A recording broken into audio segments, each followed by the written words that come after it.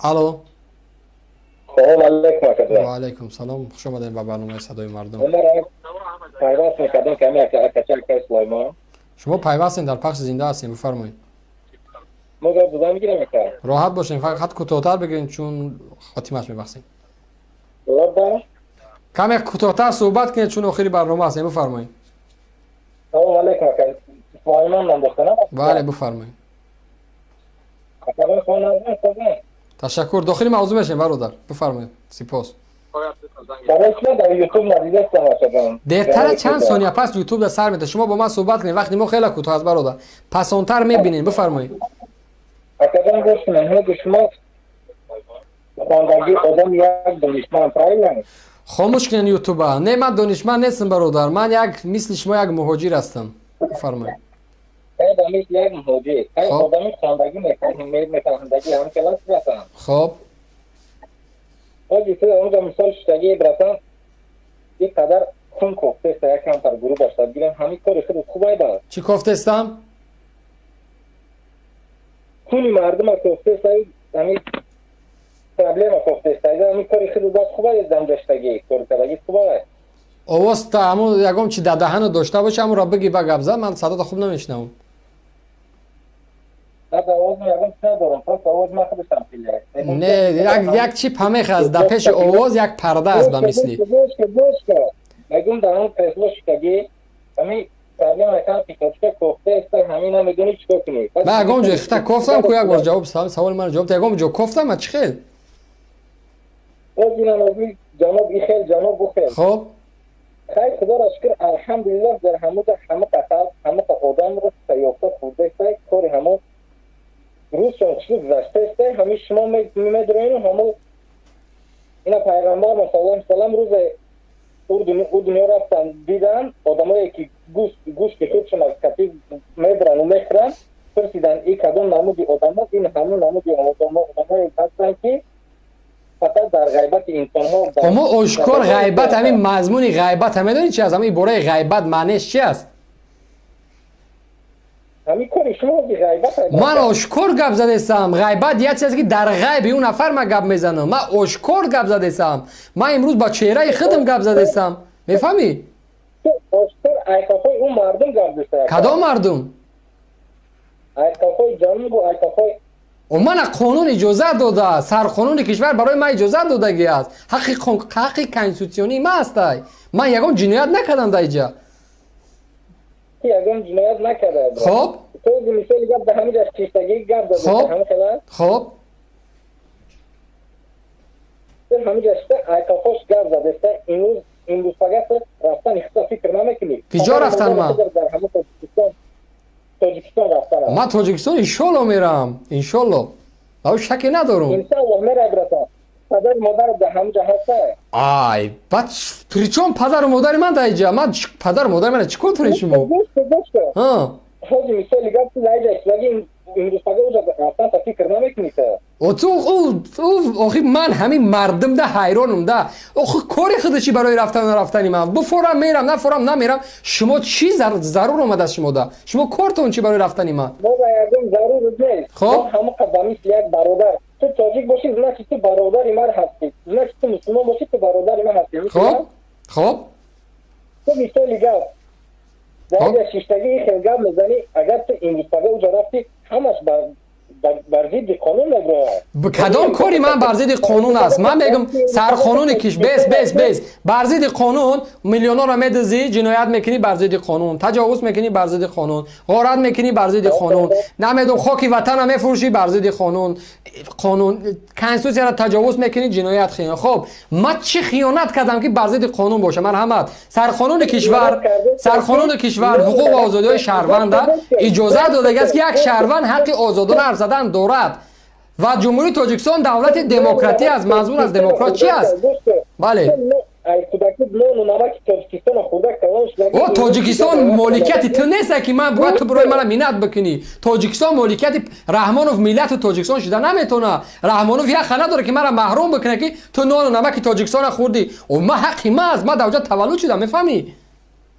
گوش که حقی تای کرد خب. امروز گرمانی آمدگی 2 روز ایستادگی 3 روز آدم وطن خود باز میگرد او حقی من باز هم رفتن و نرفتنم دعوای تو سری چی است او حقی من من بخوام میرم نخوام نمیرم دعوای خود سری چی است شما یک گروپی که هستین خب. در یک یوتیوب خیلی یک گروپ هوی کدگیانو همین معاینه آدما رو ویران میکنین کدام معاینه را کو مرا بیار گیجا را ما ویران کردیم کی را به جنگ دعوت کردیم کی را گفتیم در دزدی که کی ما قانون یک کنسول سر ویران بگو همین دفعه شما گمراهی ای خلق ایرخ میزنه شما از کدام را خواب ما خلق ایرخ میزنیم ما خلق میگه که مردم بچه خونه رحمان و سویت داره خونه تو سویت نداره ما امیر حد میگردونم بیا برین سویت بکنیم مبارزه بریم چو طلب بکنیم ما در سویت بودن همین سویت داشتن و نداشتنش سبب داره اگر همین چی سبب داره چی سبب داره چی سبب داره چی سبب داره میگن در روغن او کم شده است در ازبکستان آوا فروختن کو نگو فکرش نکردن با چیزا میدونی که ازبکستان اوخی قانون با اوخی رسما برآمدن مسئولای برق تاجیک به طور رسمی گفتن که ما در تابستان آب در کشور همسایه ازبکستان فروختیم من نگفتم بچه حکومت تاجیکستان مسئول برق تاجیک گفته حکومت تاجیکستان این دولت نمی دولت آسیا میانه تاجیکستان ازبکستان همین روزای سخت وزبینیشان روزایی که خوبی و وزبینیشان یک دیگر را دستگیری نکنن گوره که دیگر کی دستگیری با مردم دستگیری نمیکنن در زمستان خنک مردم به خوای برق کدامش نزدیک است منطق در کجا است دیوانه ای تو بچه کی دیوانه در اینجا اوخای تو میگی که همسایش دستگیری کرد ولی فرزند تو گرسنه باشه تو فرزند تا نون میته یا همسایت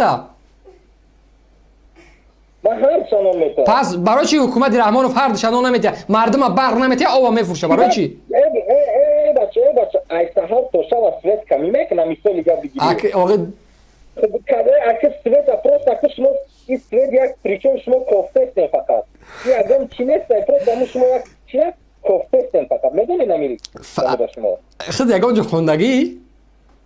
نه ها گیجا را خونده؟ خونده استم گیجا ده؟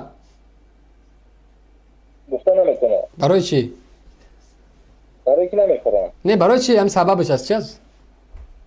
چی سببش؟ سببی که گفته نمیتونی برای چی؟ نمیخورم برای که نمیخورم نمیگم نه با آخه اگه سببش چی هست این همه ایزا میکشی؟ سبب شما گفتم که من در نفریده سرمش خونه اشکال کردم از چی میترسی؟ از رحمانوف کو دفاع میکرده از چی میترسی که من اگه دفاع با مثل یک اکادمیسته هم مسلمان هستی هم تاجیکی هستی هم از تاجیکستان هستی این همه اگر حرفی اکت بگیری اکت خواهش میکنه که دودارم گیجاده میخونی لبای اینا من اکت من میگم که دودارم گیجاده میخونی گفت اکت را بگیری اونیورسیت دا میخونم اونیورسیت کدام دانشگاه ملی ما اكيد چی کنم میشه ما پرستیژو میکنم نه گفتی که من هم چی یک مسلمان مطلب اکا گفتم او دست در نکنه دوداری عزیز کجا دا میخواین دودار جان کوی بوش نمیمد اکا دیسته همینجا اکا میگه که اکا تو داوجا خلق اوشتان یک سر نخلی پروفسور اکا بود نوبت ما بگذشت او نه تو برا برامدی برادر جان مسلمانی برادر و چرا حرفی برادر تا نمیگیری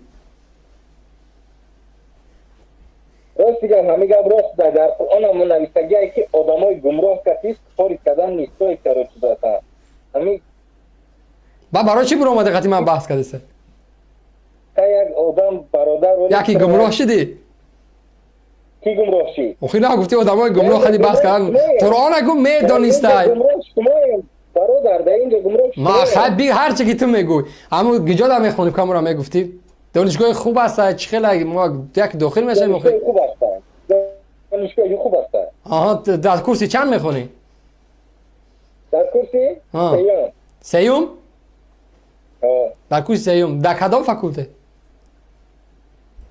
ایشتی در کورای خیلی بفهم فاکولته کدام فاکولته دیگه برای ما اینترس باشه که ما بریم کدام فاکولته نام چی بود برادر نامون بهروز اکای بهروز بله. چنانچه من همین را فهمیدم که کسی تو در شیفتی کارو که نیست ای دو در یک است دو در یک است بیا حمید ناکو مرا برادر گفتی از قرآن مثال آوردی به یک دقیقه از اسلام مثال آوردی مرا تهمت کردی که خواهی تو باید برادری من باش به اسلام من میخوام در تاجیکستان در آن فاکولته تحصیل بکنم کدام فاکولته است تحصیل میکنی چرا تو در فاکولته که تحصیل میکنی تو داخل تو چالش نداری تو دیگه هم کودکی هوش نداری که اومده بخوام دارم چالش چی ندارم ای کودکی آرزو مثلا نداری که آینده چی شدن تا آینده میخوام که هم جای امام علی را بگیرم کی را بگیری جای امام علی را بیام براتون همین گپ زکی خیلی ها اکی ای دنگره اومده اونا شما ای کلخوز اومده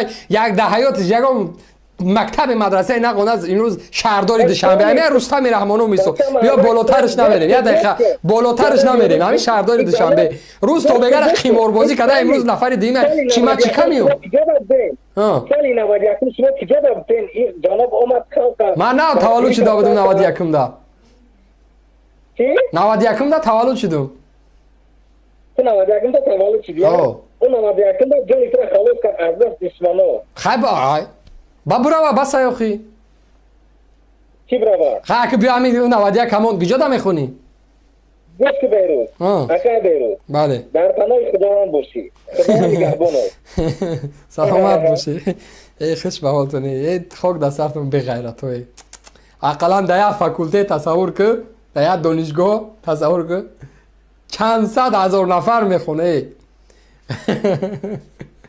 شما از نام دانشگاهتون میترسین از نام دانشگاهتون اوخی در دهانت لطه گرفته گپ زده سای از رحمانوف دفاع میکنی رحمانوف میگی پدر مای بعضیاتون میگه که پدر مای بجای پدراتون در روسیه پدر دیگه که کدگی مادراتون شو داده منظرت نکین از چی میترسین در دانشگاه ملی یک شهر است یک شهر است هزارها نفر در اونجا تحصیل میکنن من از گجا بودانم تو در کدامش هستی یا که مردم از گجا بودانه از چی میترسی